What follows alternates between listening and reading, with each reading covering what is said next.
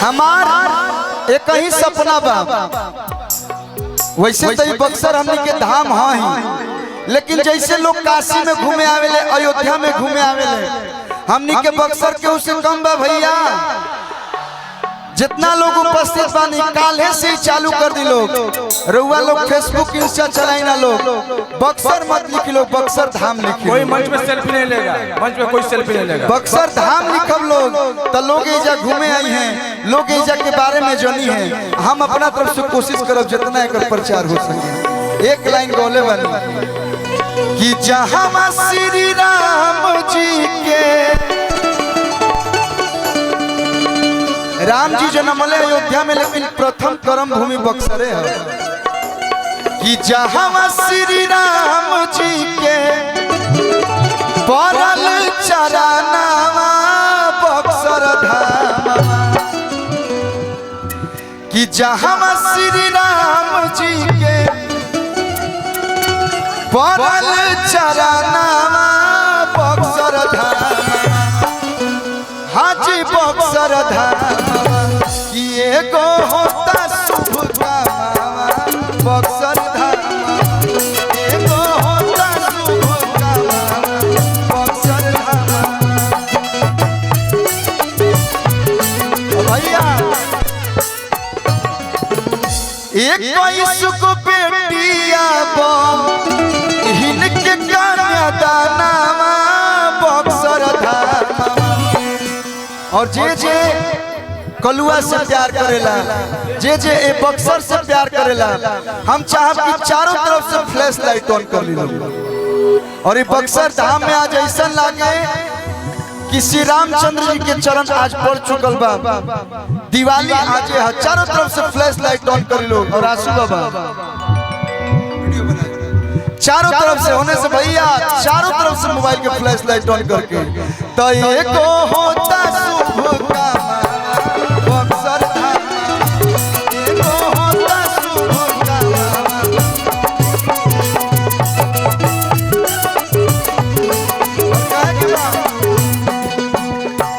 आपन खोलिया बाहर उमजिया भैया, आपन खोलिया बाहर कलुआ भैया, अवतार दुल्हा दामाद अवतार दुल्हा दामाद।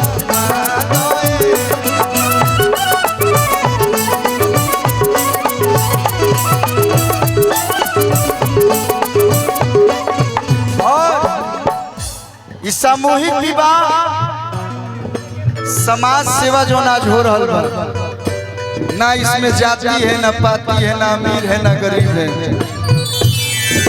इना कल्लू करावत है ना ओम जी यादव भैया, ना उनकर टीम, ये आप सब लोग के सहयोग से हो रहा बा। जेकरा जौन बुझाइल बा सब लोग सहयोग कैले बा। और इस सहयोग सामूहिक विवाह सहयोग से ही होला। और आज जितना लोग आशीर्वाद देवे खातिर आई रोही पे बोलाई बा, सकल समाज सब दी आशीर्वाद हो।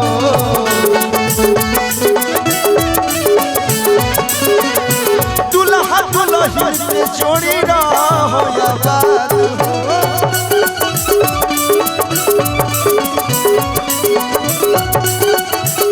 और भैया और बनी ना आज बन चुकल बा, जमाना के साक्षी बनल,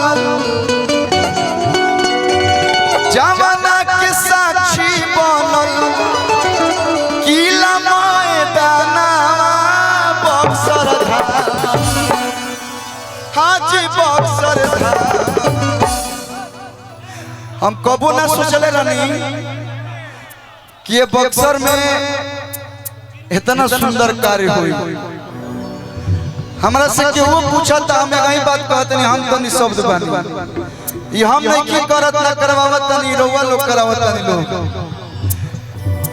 हमारा अपन बहिन है कहूँ नहीं के, लेकिन जहाँ भी बहिन के बात आवेला, जहाँ भी ऐसा नहीं के दान पुण्य में कैले बा। हमारे बाबूजी कहले गुप्त दान महादान, लेकिन पहली बार खुल के हम आइल बानी और ये बक्सर से शुरुआत भइल बा और पूरा दुनिया में जहाँ भी अच्छा काम होई हम सब कलाकार एक साथ खड़ा होकर रह जाए। कलाकार का मतलब ये होला तो जवाना के साक्षी बनल अरे है किला मैदाना बक्सर धाम हाजी बक्सर धाम होता बड़ी सुंदर काम बक्सर धाम होता बड़ी सुंदर काम बक्सर धाम होता बड़ी सुंदर काम।